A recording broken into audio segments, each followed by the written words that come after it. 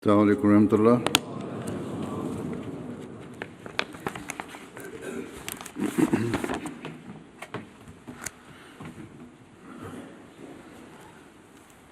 أشهد أن لا إله إلا الله وحده لا شريك له وأشهد أن محمدا عبده ورسوله أما بعد فأعوذ بالله من الشيطان الرجيم بسم الله الرحمن الرحيم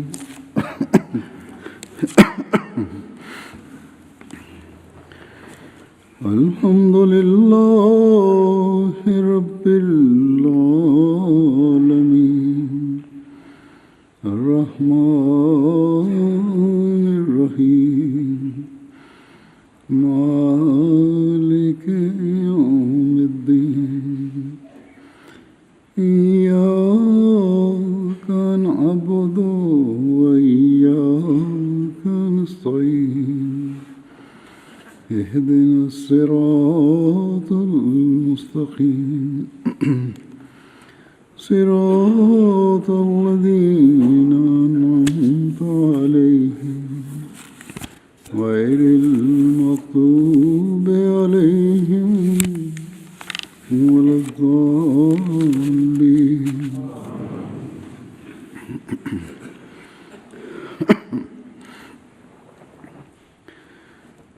गुज़श्ता कुछ अरसे में Seit einiger Zeit wird in verschiedenen Freitagsansprachen werden verschiedene Weisheiten und Geschichten und Anekdoten, die verschiedene Lehren enthalten, präsentiert, die auch Hazrat Muslim Maud radhiyallahu ta'ala anhu in Bezug auf den verheißenen Messias a.s. präsentiert hat.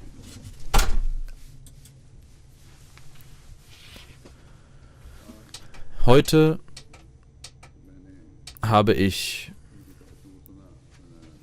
diese Anekdoten, die ich ausgewählt habe, als ich diese ausgewählt habe, dachte ich daran, dass es in den Anekdoten aus Indien und Pakistan, die der verheißene Messias a.s. auch erzählt hat, dass diese bis heute Bestand haben und dass dies auch nur aufgrund des verheißenen Messias a.s. geschehen ist. Wenn diese Geschichten nicht in der Literatur der Jamaat vorhanden wären, dann wären diese Geschichten begraben gewesen und in der heutigen Zeit hätte man von diesen Anekdoten nichts gewusst und keiner hätte diese gekannt. Heute werden diese Anekdoten in verschiedenen Sprachen übersetzt und wie ich gesagt habe, habe ich darüber nachgedacht, als ich diese sammelte. Und auch heute werde ich einige Überlieferungen und einige Anekdoten erzählen. Das sind aber nicht nur Geschichten, sondern es sind auch tatsächliche Begebenheiten. Es sind Anekdoten mit großen Lehren, die der verheißene Messias al-Islam genannt hat. Und der verheißene Messias a.s. hat an einigen Stellen auf verschiedene Dinge aufmerksam gemacht, die scheinbar wie Witze oder schöne Geschichten erscheinen, aber auch diese Geschichten haben lehrreiche Inhalte, die für unsere Reformen gedacht sind. Genauso möchte ich heute einige Überlieferungen vorlegen. Hazrat Muslim Maud radhiyallahu ta'ala anhu sagt, dass der verheißene Messias a.s. das Beispiel und das Gleichnis eines Menschen gab, der zwei Töchter hatte und die eine Tochter von diesem Menschen war vermählt bei einer bestimmten Familie und diese Frau, wenn immer ein Unwetter kam, war diese Frau sehr besorgt und lief verrückt umher. Und sie sagte, ich habe keine einzige Tochter, sagte er, und eine Tochter werde ich verlieren. Wenn es regnet, dann wird entweder, wenn es regnet oder nicht regnet, wird die Tochter, die bei den Gärtnern verheiratet ist, verloren gehen. Und wenn es regnet, dann wird die andere Tochter, die bei einer Familie verheiratet war, mit einem bestimmten Beruf, wo der Regen ihnen schaden würde, und dort würde sie verloren gehen. Das ist eine scheinbar Kleinigkeit, aber der verheißene Messias hat diese Geschichte erzählt und gesagt, dass in Qadian, dass es 2 Menschen in Qadian gab, die eine Meinungsverschiedenheit hatten, die einen Streit hatten, und die Freunde erklärten ihnen, aber sie sagten und bestanden darauf, nein, wir möchten in das englische Gericht gehen und dort eine Entscheidung herbeiberufen. Und sie gingen vor das Gericht, und als sie vorgeführt wurden im Gericht, kam einer von ihnen jeweils um den verheißenen Messias um Dua zu bitten. Der verheißene Messias pflegte zu sagen, dass beide meine Anhänger sind und mir anhängen. Für wen soll ich beten, dass er siegt, und für wen soll ich beten, dass er nicht siegt? Ich bete deswegen, dass der Wahrhaftige siegen möge. Und heutzutage geschieht dies genauso. Wenn Ahmadis gegeneinander in Gaza oder im Gericht vorgehen, und dann schreiben sie auch um Gebete. Und dann um Dua zu schreiben, ist genauso wie wenn man beten würde, ob der Regen kommt oder nicht kommt, denn einen der beiden würde dieser Regen schaden, oder entweder wird die eine Tochter oder die andere Tochter, die bei den Gärtnern verheiratet ist, Schaden tragen. Eine von ihnen wird auf jeden Fall Schaden erleiden. Hier möchte ich auch deutlich machen, dass mit diesem Beispiel man nicht verstehen sollte, dass der verheißene Messias und in seiner Zeit verschiedene Gerichtsvorgänge gegeneinander geführt würden und dass dies dabei nichts sei und dass es erlaubt sei. Es ist zwar erlaubt, und für die Gerechtigkeit geht man vor das Gericht, aber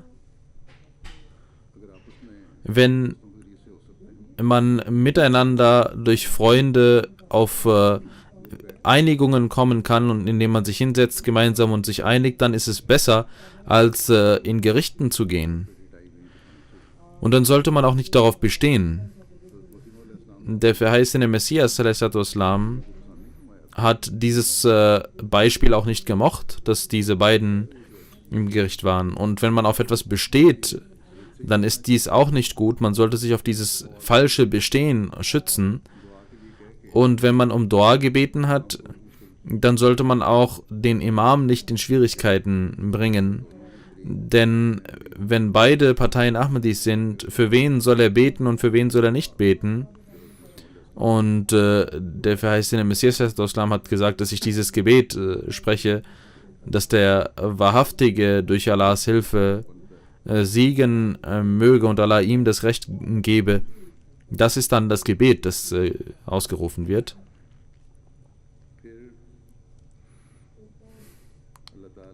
Allah hat auf ein Gebot aufmerksam gemacht, und zwar, dass man die Eltern respektieren soll, außer in Angelegenheiten der Religion und der Gebote Gottes sollte man den Eltern gehorchen und ihre Pflichten erfüllen, ihre Rechte erfüllen. Wenn es aber um die Religion, um den Glauben geht, dann kann man natürlich sagen, dass wir sie respektieren, aber da dies eine Sache ist, die Gott betrifft, kann ich dies nicht befolgen und es ist meine Schwierigkeit, dass ich dies nicht befolgen kann. Der verheißene Messias sagt, dass es eine Pflicht ist für jeden, dass er mit seinen Eltern gütig umgeht und dass er ihre Gebote nicht missachtet. Aber es gibt viele Jugendliche, die ihre Eltern nicht pflichtgemäß respektieren und auch nicht ihre Pflichten gegenüber ihnen erfüllen. Wenn jemand ein gutes Amt bekommt, dann möchte er nicht einmal seine Eltern treffen. Der verheißene Messias pflegte zu sagen, dass ein Hindu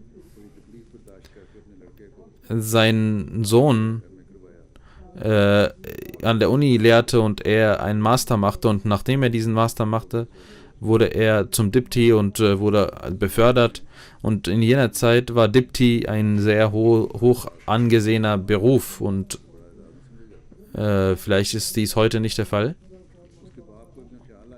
Der Vater dachte eines Tages, dass mein Sohn nun Dipti geworden ist und ich sollte ihn treffen.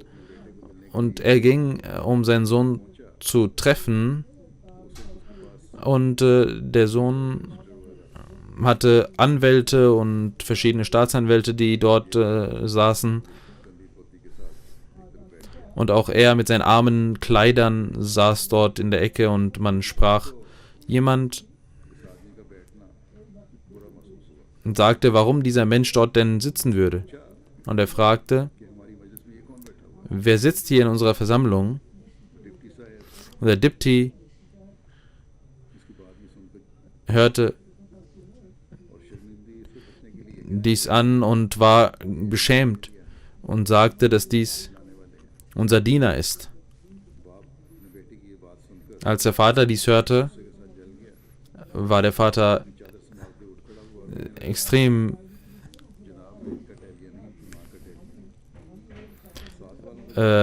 sauer und stand auf und sagte, ich bin nicht sein Diener, sondern ich bin der Diener seiner Mutter.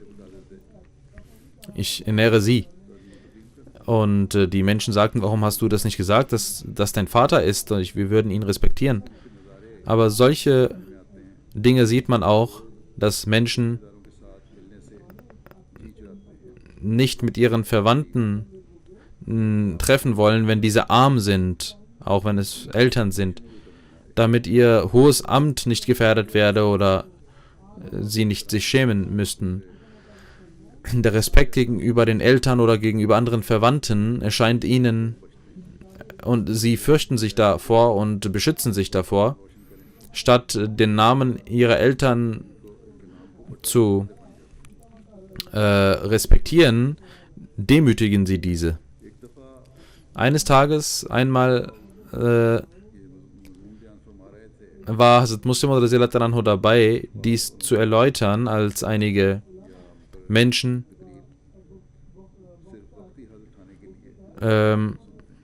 und er sagte, dass einige Menschen die Reden von Gelehrten nur hören, um temporär etwas Gutes zu hören.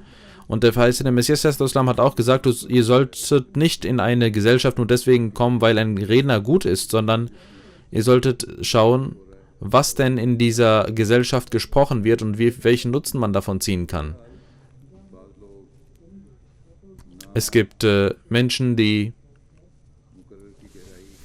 weder in die Tiefe der Rede gehen, noch etwas nachdenken darüber, noch den Sinn und Zweck verstehen und bloß sehen, was ihnen temporär gut tut, und deswegen sitzen sie dort. Und genauso gibt es einige Redner, die nur temporär eine emotionale Atmosphäre herstellen wollen, und deswegen halten sie eine emotionale Rede mit verschiedenen Stimmen und versuchen, die Emotionen zu wecken und durch künstliche Art und Weise. Und also Muslim erzählte über einen solchen Redner und sagte, dass der verheißene Messias einmal über einen Redner sprach, der für einen Vortrag aufstand, und sein Thema war sehr emotional. Ein Mensch kam und stand auf Ein Bauer war das. Er hatte ein Werkzeug in der Hand, das in der Landwirtschaft benutzt wird, was also wie eine Mistgabel, kann man sagen, hat er in der Hand gehabt.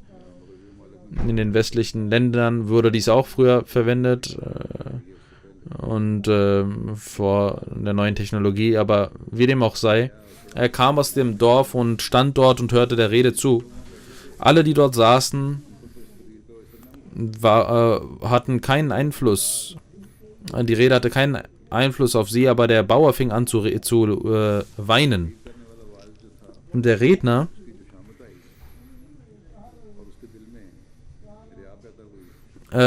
dachte, dass dieser Mensch sehr emotional geworden ist, und er dachte, dass dieser Zuhörer deswegen weint, und er sagte zu den Zuhörern: Schaut, es gibt verschiedene Arten von Herzen. Einmal solche Herzen, ihr, die seit Stunden meine Rede hört und nichts sagt, und auf euch wirkt das nichts, und dieser Mensch Gottes ist sofort emotional geworden, und diese Rede hat sich ausgewirkt auf ihn, und er hat angefangen zu weinen, und er versuchte den Leuten zu sagen und sagte: Schaut, wie sehr meine Rede auf ihn gewirkt hat. Und er fragte ihn,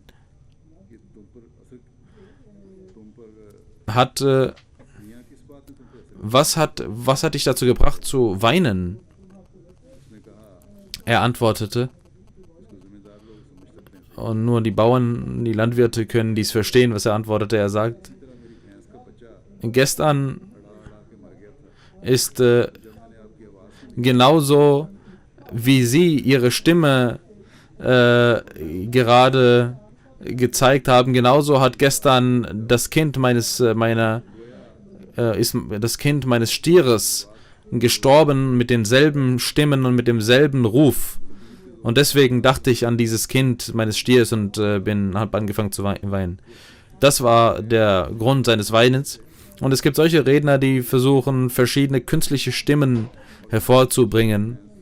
Und dieser Mensch, musste an das Kind seiner Kuh denken, welches genauso solche Stimmen hervorbrachte. Und dieser Redner dachte, dass seine Rede eine solche Auswirkung auf ihn hatte, und deswegen hat er angefangen zu weinen. Und diese Künstlichkeit und diese Oberflächlichkeit wurde sofort beseitigt. Die Molvis, wenn sie die Reden der Molvis hören, die gegen uns sprechen, dann hören sie genau solche Stimmen.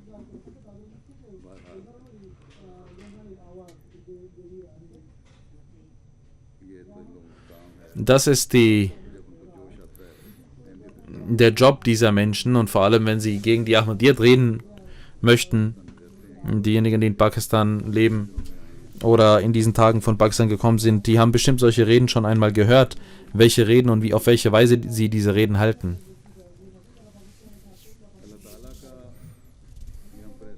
Es ist eine besondere Güte Allahs, dass er uns die Möglichkeit gegeben hat, an den verheißenen Messias a.s. zu glauben. Denn sonst haben verschiedene Pirs und verschiedene Fakire ihre Geschäfte geöffnet im Namen der Spiritualität, und möglicherweise, wenn wir nicht an den verheißenen Messias glauben würden, wären wir auch Anhänger solcher Fakire. Und diese Pirs und Fakire sagen, dass sie sehr erhaben sind. Und sie sagen, dass sie durch Gebete ihre Notwendigkeiten erfüllen und sonst nichts brauchen. Und sie eine Bindung zu Allah haben. Und sie nichts mit der Welt zu tun haben. Aber was sind ihre Taten? Darüber hat der verheißene Messias über einen Menschen ein Beispiel gebracht, der dachte, dass er auf einem sehr hohen Rang ist. Er ging zu einem Anhänger und sagte zu ihm: Gib mir meine Steuer, also mein Geschenk. Und der Anhänger sagte: Ich habe nichts, bitte vergeben Sie mir. Und der Pir streitete sich, und er ließ irgendetwas von ihm verkaufen, damit er das Geld bekäme und so sich daran verdienen würde. Das sind die wahren Ansprüche dieser Menschen, die behaupten, dass sie Gottes Menschen seien. Und das sind keine alten Geschichten, sondern auch heute in Pakistan und anderen Ländern gibt es solche Pirs und sogenannten Heiligen. Die Weisheiten, die im Heiligen Koran genannt sind, darin wurde jedes Wissen erläutert. Und es ist unsere Schwäche, dass wir aufgrund mangelnden Wissens nicht bis in die Tiefe des Heiligen Korans eindringen können. Der verheißene Messias sagt, ich kann mich daran erinnern, dass einmal der Hazrat Muslim sagt, dass ich mich daran erinnern kann, dass einmal der verheißene Messias sagte, dass die Prinzipien der Medizin im Heiligen Koran bereits genannt wurden und alle Heilungen aller Krankheiten der Welt sind im Heiligen Koran vorhanden. Also Muslim sagt, möglicherweise habe ich gar nicht die Möglichkeit bekommen und diese Erkenntnis bekommen, in diese Tiefe zu gehen und dies zu erkennen, aber je nachdem, wie viel Erkenntnis man hat und wie viel Erfahrung man hat, ich kann sagen, dass im Heiligen Koran, dass wir außer dem Heiligen Koran nichts benötigen. Außer dem Heiligen Koran brauchen wir nichts und man sollte also über den Heiligen Koran nachdenken. Man sollte die Erklärungen, Tafasir des verheißenen Messias und von Hazrat Muslim und die Erklärungen der Verse der Khulafa lesen und auch darüber nachdenken und selbst darüber nachdenken und versuchen, Erkenntnis aus dem Heiligen Koran zu gewinnen.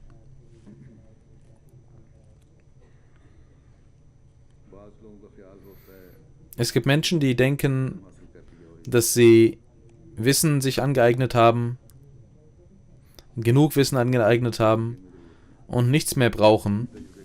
Sie brauchen keine Erfahrung mehr, keine Erkenntnis mehr. Und sie brauchen sich auch nicht mehr zu beraten bei irgendjemandem.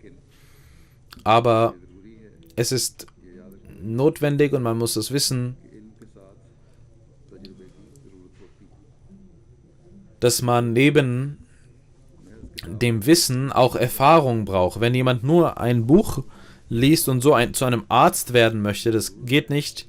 Was er braucht, ist Erfahrung. Das, was er in den Büchern der Medizin gelernt hat an Theorie, dies muss er auch mit den Patienten, die Erfahrung mit den Patienten gewonnen haben, nachdem er die Bücher gelesen hat. Dann muss er mit einem Fachmann zusammen lernen, wie man Patienten behandelt. Praktisch gesehen. Deswegen gibt es in den Universitäten neben der Theorie auch praktische Beschäftigungen der Studenten mit Fachärzten. Und wenn sie dies nicht machen würden, dann würden sie gar nicht in der Lage sein zu lernen. Aber auch danach brauchen sie Erfahrungen, nicht nur während des Studiums, sondern auch danach sind Erfahrungen notwendig.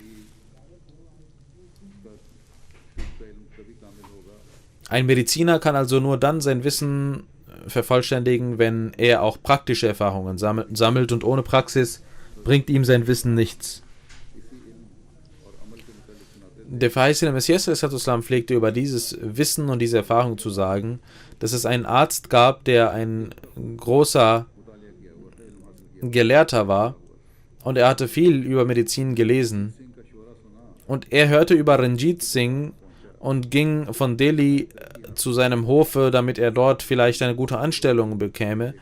Der Wesir von Ranjit Singh war ein Muslim und er traf ihn und er sagte, dass er den Maharaja, der Mediziner sagte zu diesem muslimischen Minister, dass er den Maharaja treffen möchte. Der Minister dachte, dass wenn dieser Mensch zum Maharaja ginge, dass er vielleicht stürzen würde, der Minister, und deswegen brachte er diese Information nicht weiter, denn Er wusste, dass er viel Wissen hat, aber nicht so viel Erfahrung. Maharaja Ranjit Singh, als der Minister zum Maharaja sagte, das ist ein großer Gelehrter und er hat dieses und jenes Buch gelesen und er kennt sich mit Wissen sehr gut aus, dieser muslimische Minister. Der Maharaja fragte, hat er auch schon Patienten behandelt? Hat er Erfahrung gesammelt? Der Minister sagte, ja, er wird bei Ihnen sicherlich Erfahrungen sammeln können. Ranjit Singh war ein vernünftiger Mensch und er wusste, dass Wissen ohne Erfahrung nichts bringt. Und er sagte, dass der arme Ranjit Singh jetzt das Versuchskaninchen ist, auf das er seine Experimente machen möchte. Geh und gib ihm etwas Geld und schick ihn zurück. Neben dem Wissen ist also auch praktische Erfahrung wichtig. Und in der Welt gibt es eine große Wichtigkeit dafür. Nachdem man Wissen sich angeeignet hat und keine Erfahrung sammelt, gibt es manchmal Zeitpunkte, wo der Mensch nicht weiß, welche Entscheidung er treffen muss und er ist nicht in der Lage, eine richtige Entscheidung zu treffen und er ist sehr besorgt und obwohl er das Wissen hat, kann er dieses Problem nicht beseitigen. Wenn der Mensch also bloß sich Wissen aneignet und denkt, dass er ein Fachmann auf einem Gebiet ist, dann ist dies eine Antwort, die Ranjit Singh gegeben hat, ist genau richtig, nämlich für den Fortschritt auch der Jamaat ist es wichtig und es ist eine Notwendigkeit, dass die jungen Menschen, die sich Wissen aneignen, dass sie auch dieses Wissen in der Praxis einsetzen und Erfahrung sammeln und ihr Wissen mit erfahrenen Menschen teilen und dann für den Fortschritt der Jamaat verwenden. Es gibt viele Menschen, die Vorschläge geben, dass man dieses oder jene Technologie nutzen sollte. Es ist zwar vom Wissen her richtig, was sie sagen, aber die Erfahrung fehlt ihnen. Es gibt gewisse praktische Dinge, die sie nicht kennen, über die man nachdenken muss. Und die erfahrenen Menschen können dies eher sagen, welche Probleme es sind. Ein Ahmadi kann seinen Glauben beschützen, wenn er sich mit dem Nizam-e Jamaat und dem Khilafat verbindet und eine feste Bindung mit diesen hat und regelmäßig ohne Pause diese Bindung eingeht. Und um diese Bindung einzugehen, muss er jene Wege nutzen, mit denen er auch von weiter weg diese Bindung aufrechterhalten kann. Hazrat Muslim Maud radhiyallahu ta'ala anhu erzählt darüber und sagt, dass es in Jamaat-Angelegenheiten können die Menschen keine Fortschritte machen und sie können auch nicht überleben, solange sie nicht mit dem Nizam verbunden sind. Und Zeitungen und Zeitschriften sind ein guter Weg dazu. Wenn ein Mensch, egal wo er sitzt, die Zeitungen der Jamaat lesen kann, dann ist es so, als ob er dort sitzen würde. Das ist genauso wie wenn ich jetzt spreche. Und also Muslim Maud sagt damals, dass die Jalsa der Frauen stattfindet und die Frauen hören auf dem Lautsprecher die Rede. Wenn sie durch den Lautsprecher dies nicht hören würden, hätten sie überhaupt kein Wissen, was wir sagen. Der Lautsprecher hat also die Frauen auch zu uns näher gebracht und sie können uns zuhören. Sie hören uns genauso wie Männer. Auch das ist eine Nähe. Genauso schaffen es Zeitungen für weit entfernte Menschen, dass sie mit der Nation verbunden bleiben.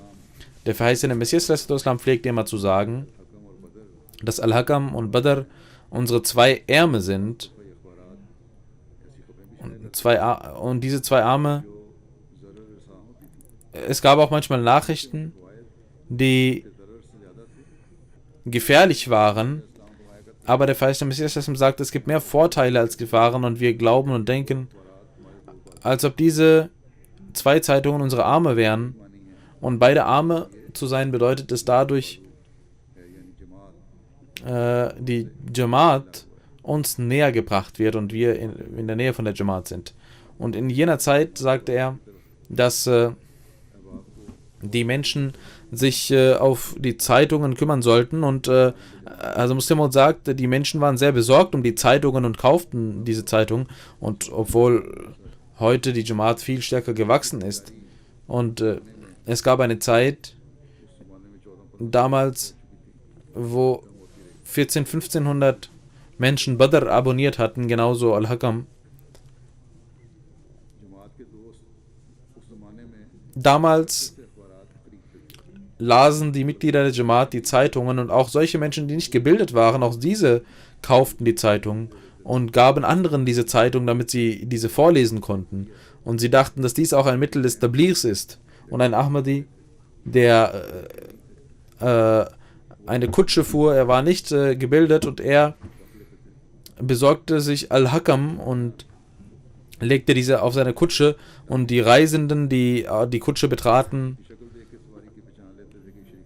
wussten, dass es ein sehr guter Mensch war und sie nahmen und er sagte, ich habe hier eine Zeitung bekommen, bitte lest mir vor. Und wenn die Reisenden die Kutsche verließen, schauten sie, was die Zeitung ist und sie konnten das Bad machen sogar und konnten sich mit der Jamaat verbinden. Jene Menschen, obwohl sie ungebildet waren und eine Kutsche fuhren, haben mehr Bads veranlasst als gebildete Menschen. Heutzutage gibt es noch mehr einfache Wege, die wir Allah uns gegeben hat. Für unsere Erziehung und für die Bindung mit dem Khilafat muss ein Ahmadi MTA hören und sollte sich zur Gewohnheit machen, MTA zu sehen. Genauso kann für das Tabligh MTA und unsere Webseite, unsere Programme genutzt werden. Die sollte man dafür sollte man werben. Man sollte sich diese anhören und anschauen. Und man sollte auch seine Freunde daran teilhaben lassen. Ich bekomme viele Briefe und die Menschen sagen, seitdem wir MTA hören und mindestens die Khutbat hören, haben wir eine enge Bindung mit der Jamaat. Und unser Glaube wird stark. Heutzutage muss also durch MTA und Al-Islam, die durch die Homepage der Jamaat, das sind sehr gute Wege, um das Tabligh des verheißten Messias Islam weiterzubringen und um jeden Ahmadi zu erziehen und ihn dem Khilafat nahe zu bringen. Es ist also eine Pflicht eines jeden Ahmadis, dass er versucht, sich damit zu verbinden. Es gibt Menschen, die sich zwar reformieren wollen und die islamische Gebote befolgen wollen und vor allem für das Gebet wollen sie, dass sie dieses verrichten wollen, aber dann gehen sie in die Gesellschaft jener Menschen, die schwach sind. Und als Folge werden sie selber auch schwach, obwohl sie den Willen haben. Diese Auswirkung auf sie geschieht auf eine Weise, die sie gar nicht merken. Und man sollte also die Gesellschaft jener Menschen suchen, die regelmäßig das Gebet verrichten, die gute Menschen sind, die nicht schwach sind in dieser Hinsicht. Und ich möchte vor allem die Ahmadis aus Rabwa und Qadian ermahnen. Dort gibt es viele Ahmadis auf kleinstem Raum.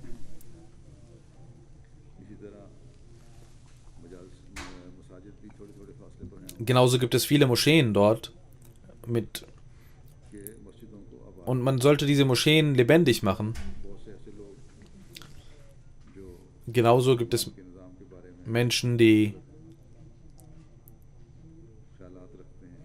falsche Gedanken über die Jamaat haben. Man sollte sich auch vor diesen Menschen beschützen, die falsche Gedanken über die Jamaat verbreiten.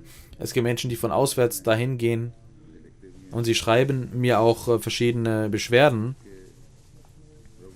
dass auch in Rabwa während der Gebete die Menschen sich nicht um das Gebet kümmern, einige. Die Bewohner von Rabwa sollten sich insbesondere darum kümmern. Jene, die schwach sind, sollten sich nicht von Schwachen beeinflussen lassen, sondern von jenen, die mit der Jamaat eine enge Beziehung haben und die auch in Gebeten sehr regelmäßig und fest sind. Wie geschieht diese Auswirkung auf andere Menschen?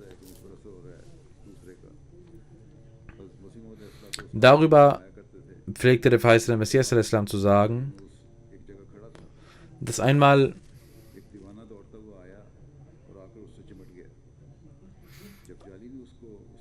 Jalinus dort stand und ein Verrückter kam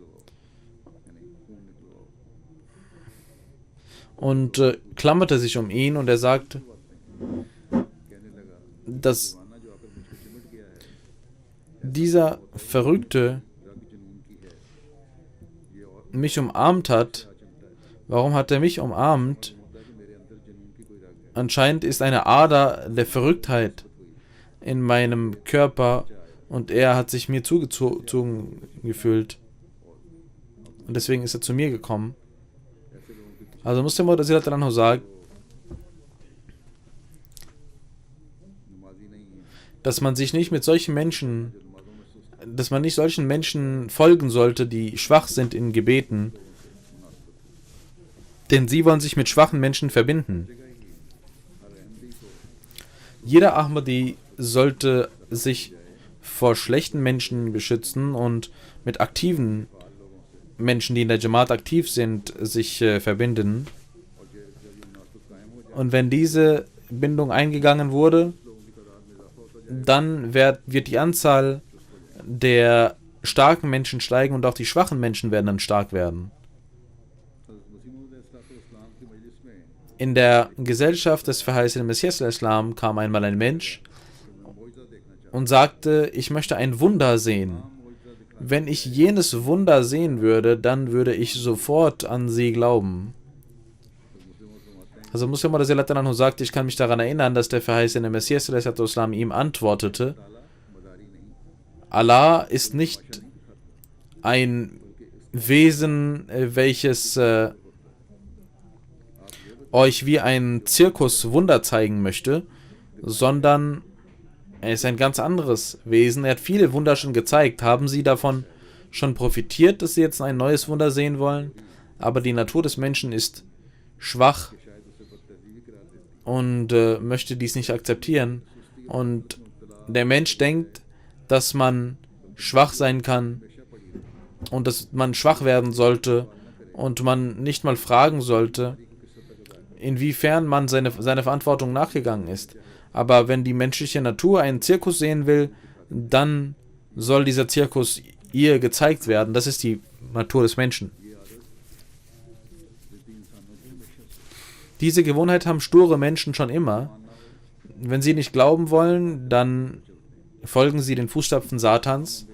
Und allen Propheten wurde diese Frage gestellt, selbst dem heiligen Propheten Muhammad sallallahu alaihi wasallam wurde diese Frage gestellt und die Ungläubigen stellten genau solche Fragen an den heiligen Propheten Muhammad sallallahu alaihi wasallam, dass er ihnen ein Zeichen von Gold, ein goldenes Haus zeigen soll oder dass er auf den Himmel in den Himmel steigen soll oder dass er ein Buch vom Himmel herabholen soll. Solche Wunder wurden verlangt, solche unsinnigen, absurden Wunder. Und Allah ist nicht jemand, der diesen, und weder sind es seine Propheten, die diesen unsinnigen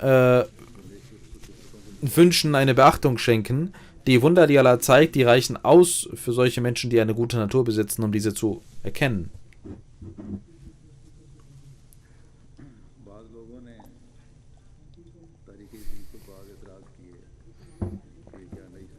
Es gibt Menschen, die damals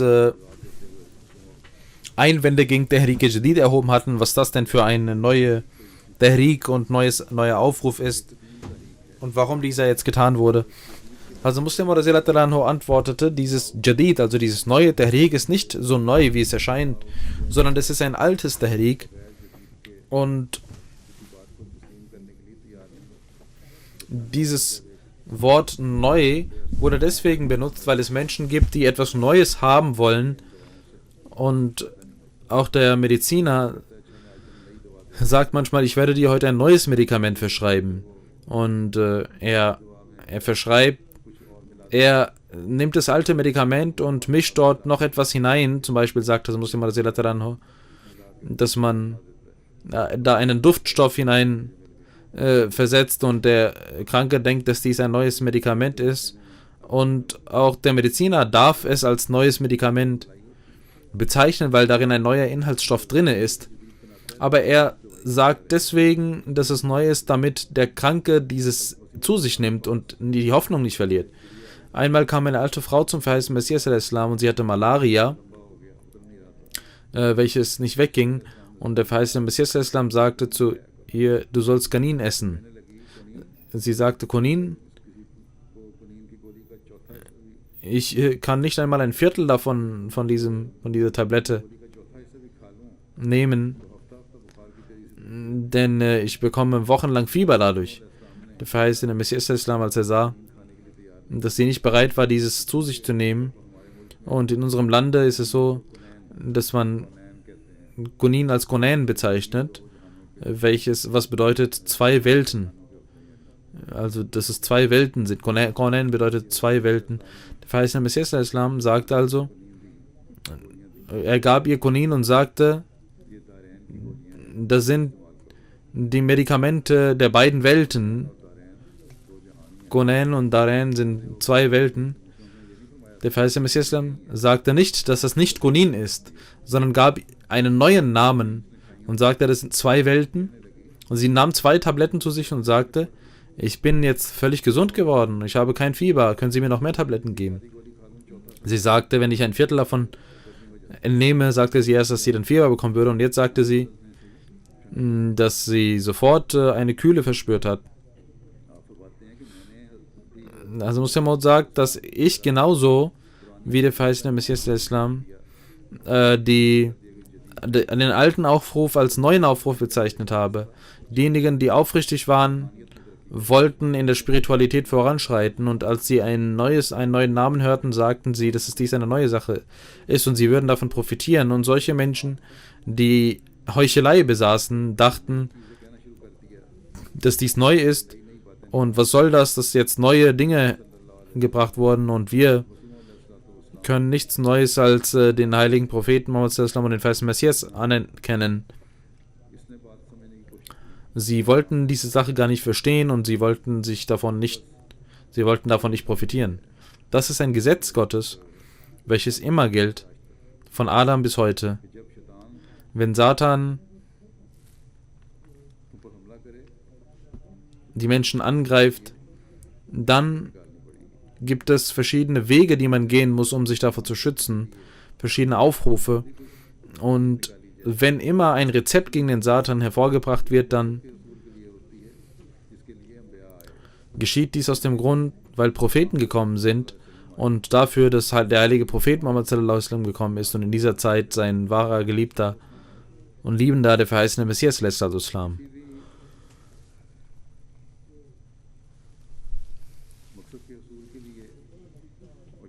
Um irgendein Ziel zu erreichen und die Jamaat fortschreiten zu lassen, müssen die verantwortlichen Menschen regelmäßig und ununterbrochen dafür arbeiten, egal ob es sich um Tarbiyat handelt oder andere Angelegenheiten.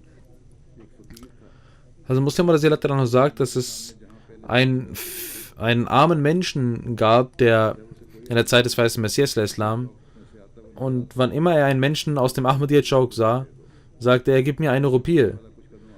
Und wenn der Mensch nach vorne kam, sagte er, gib mir ruhig ein Achtel davon. Dann sagte er, okay, gib mir nur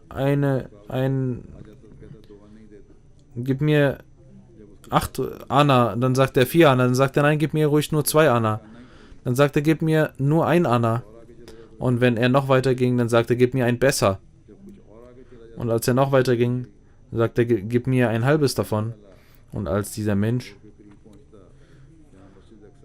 bis zum Masjid Aqsa war, sagte er, gib mir ruhig ein Pakoda. Und als er sah, dass er weggehen wollte, sagte er, gib mir ruhig ein Pfeffer. Er fing mit Rupieren an und endete mit einem Mirch, mit einem Pfeffer. Genauso sollten unsere Arbeiter denken, dass beim ersten Mal von 100 vielleicht nur 1 oder 2 Zusagen werden und langsam werden diese steigen. Ihr sollt also arbeiten und dann die Resultate sehen. Wenn es keine Resultate gibt, wie kann man dann verstehen, wenn weltliche Angelegenheiten ohne Resultate nicht voranschreiten, wie kann man dann davon ausgehen, dass wir ohne Resultate voranschreiten können? Das Resultat liegt in der Hand Gottes. Aber das bedeutet, dass wir volle Mühe eingesetzt haben und Allah dann nichts gemacht hat. Das ist Unsinn. Man möchte seine eigenen Schwächen Allah zuschreiben. Allahs Gesetz ist es, dass das, was wir tun, dass dies ein Ergebnis hat. Ein gutes oder schlechtes Ergebnis hat mit unserer Anstrengung zu tun. Und wenn er nur 1/10 geleistet hat, dann kann er auch nur 1/10 Ergebnisse erwarten. Und das heißt aber nicht, dass dies aufgrund des göttlichen Gesetzes geschieht und mehr getan hat, sondern das göttliche Gesetz lässt keine Mühe verloren gehen. Ein übelgesinnter Mensch sagt, er habe alles getan, aber Gott habe seine Pflicht nicht erfüllt. Das ist ein Kufr. Und es gibt kein größeres Kufr als dies. Die Ergebnisse liegen in unserer Hand und wenn wir keine guten Ergebnisse erlangen, dann müsst ihr denken, dass unsere Arbeiten eine Schwäche hatten. Man sollte mehr tun und man sollte versuchen, Ergebnisse zu erzielen. Und solange diese Ergebnisse nicht kommen, sollten wir nicht in Ruhe sitzen bleiben. Es gibt Menschen, die schreiben, dass wir viel gebetet haben, viele Duas gemacht haben, aber wir unsere Ziele nicht erreicht haben und unsere Gebete nicht erhört wurden. Auch diese sollten wissen, dass sie nicht so weit gegangen sind, wie sie gehen sollten, oder dass sie zwar ein Ziel hatten, aber einen falschen Weg gegangen sind. Deswegen sollte jeder Betende darüber nachdenken, dass auch sein Weg stimmt und dass auch die entsprechende Mühe getan wird. Der verheißene Messias pflegte zu sagen, dass ein Chemiker, wenn er nicht erfolgreich ist, sagt er, dass nur etwas Mühe noch notwendig gewesen wäre, dann hätte er etwas erschaffen können. Und wenn man Gott erreichen wollte, dann muss man auch Hoffnung haben. Ein Alchemist verbringt sein ganzes Leben, um etwas zu schaffen. Und er bleibt immer erfolglos sein ganzes Leben. Aber ein Mensch, der Gott erlangen will, er sagt, dass es keinen Gott gibt und sagt, dass er alles getan habe und selbst ein Alchemist sagt, dass er selbst schwach war, weswegen er nicht Gold erschaffen konnte. Aber jemand, der Gott haben möchte, er sagt, dass es nicht sein eigener Fehler war, sondern der Fehler Gottes war und er verlässt ihn. Auch die heutigen Wissenschaftler gehen genauso vor, dass sie Jahre verbringen, um etwas zu erreichen und erst nach Jahren Erfolg haben. Und es ist nicht immer so, dass genau das rauskommt, was sie haben wollten. Verschiedene Experimente, verschiedene Theorien verändern sich auch. Genauso verhält es sich mit spirituellen Gesetzen, dass die Gebete, die man zu Gott spricht, dass man da seine Wege überprüfen muss, ob diese stimmen. Man muss sich selbst reformieren. Und dieses Überprüfen, wie man sich reformiert. Man muss seine Gottesdienste überprüfen.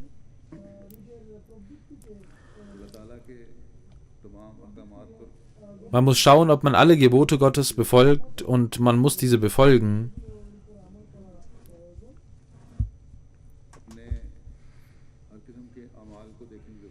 Man muss einen Blick auf seine Werke, seine Taten haben, wie wir vorgehen, was unsere Werke sind.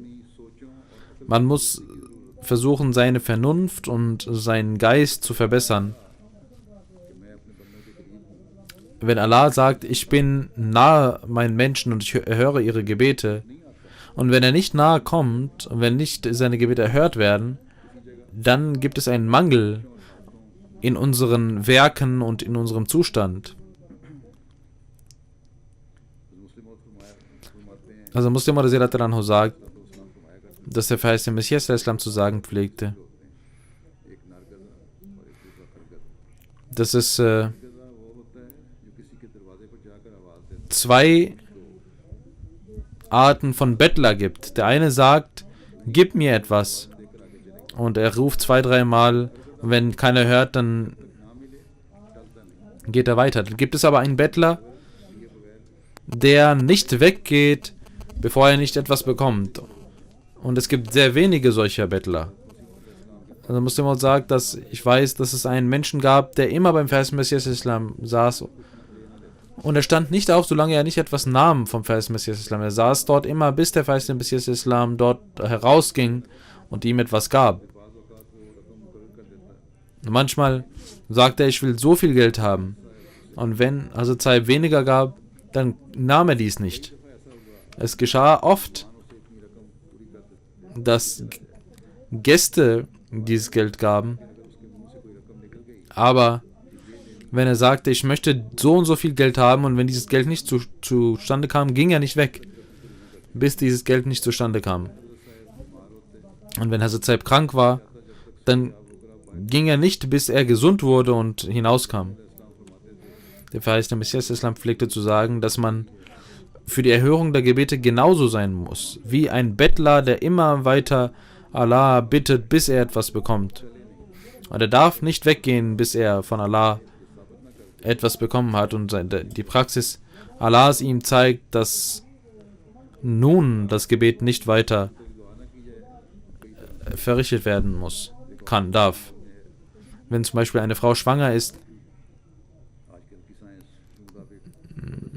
heutzutage kann man erfahren, ob es ein Sohn sein wird oder eine Tochter. Und bis in den letzten Phasen kann man das sehr gut wissen.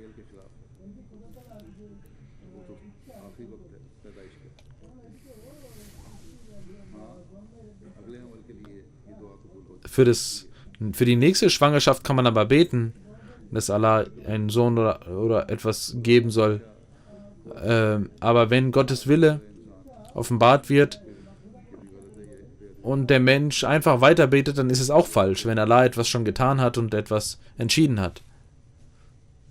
Dann muss er aufhören vor diesem Gebet.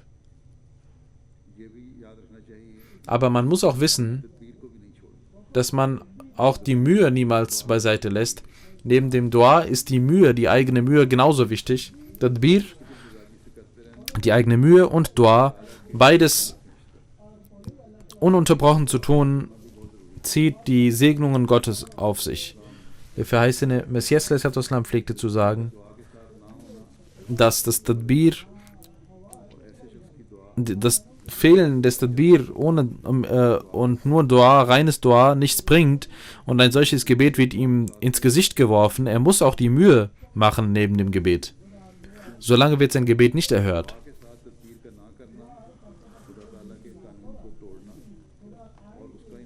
Denn wenn man das Tadbir nicht vollbringt neben dem Dua, dann ist es eine Brechung des Gebotes Gottes und wir können nicht Gott überprüfen und prüfen. Möge Allah uns die Kraft geben, dass wir ununterbrochen sind in dieser Mühe und uns reformieren und genauso beten, wie Allah dies möchte, mit unseren Mühen und Gebeten. Nach den Gebeten werde ich ein Janaza verrichten von einem Shahid. Qamar Zia Sahib, Sohn von Muhammad Ali Sahib aus Kot Abdul Malik Zila Sheikhupura, wurde von Gegnern am 1. März 2016 um 1:30 mit Messern ermordet. Inna lillahi wa inna ilaihi raji'un.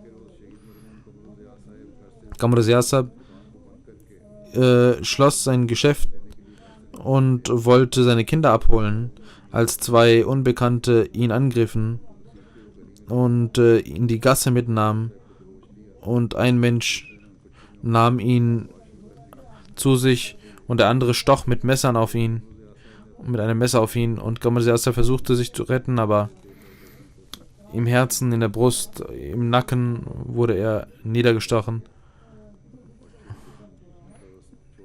Und das Messer war im Körper und er konnte nicht gerettet werden und starb. Inna lillahi wa inna ilaihi raji'un. Shahid Marhum, in seiner Familie kam die Ahmadiyyat durch den Urgroßvater Daulatran Sahib, der von Gurdaspur nach Qadian ging, um das Bait an der Hand des verheißenen Messias Islam zu leisten und der Jamaat beizutreten. Nach dem Tode wurde er in Beheshti Maqbara Rabwa begraben. Fateh Muhammad Sahib war sein Großvater.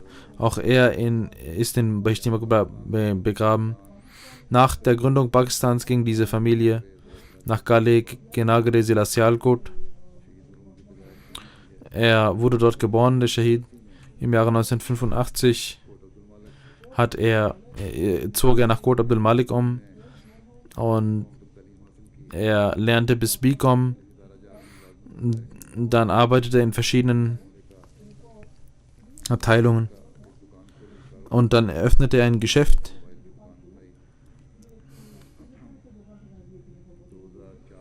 Im Jahre 2004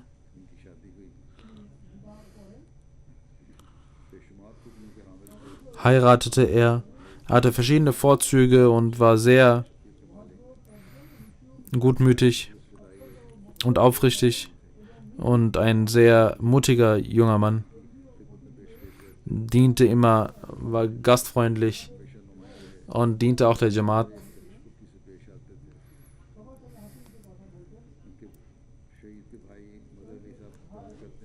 Sein Bruder Mazhar Ali Sahib sagt, dass er sich um die Verrichtung der Gebete sehr stark kümmerte. Auch das Freitagsgebet ließ er nie liegen.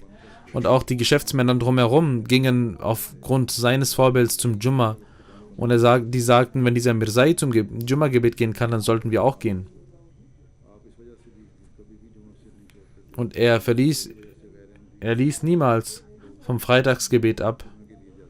Und er sagte deswegen mir auch die Nicht-Ahmadis zum Gebet gehen.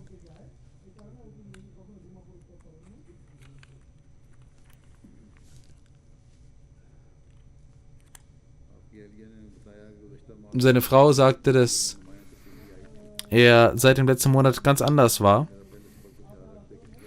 Kümmerte sich sehr stark um mich und er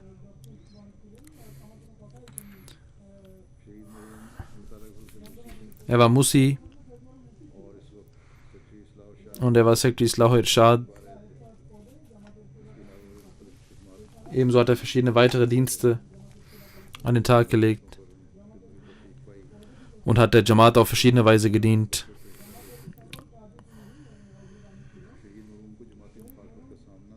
Er hatte Feindschaft wegen seiner Zugehörigkeit zur Jamaat.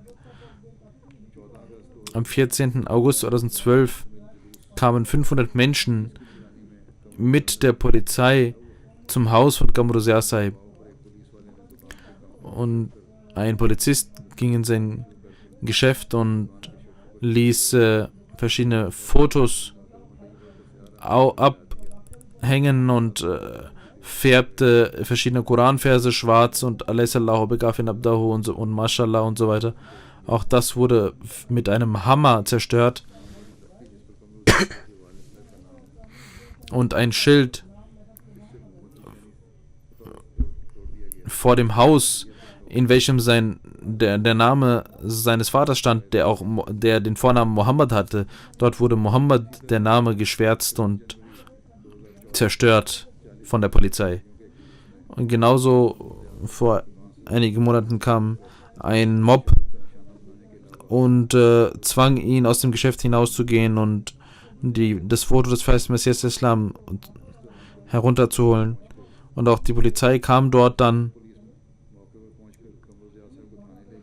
und nahm Qamar Ziad mit. Und es wurde nichts unternommen. Das waren die Zustände, in denen er lebte. Er hatte verschiedene Bedrohungen. Und er dachte, dass er vielleicht das Land verlassen würde. Aber Allah gab ihm den Rang des Märtyrertums. Er hat 2 Brüder, 2 Schwestern, dann Vater Muhammad Ali Sahib und eine Frau und 3 Kinder. Huzaifa 10 Jahre, Tochter Amatul Matin 7 Jahre und Abdul Hadi 4 Jahre hinterlassen. Möge Allah diesen Shahid-Bruder zu sich nehmen und ihm seine Nähe gewähren und ihm die Segnungen des Paradieses gewähren und einen Platz unter seinen Geliebten geben.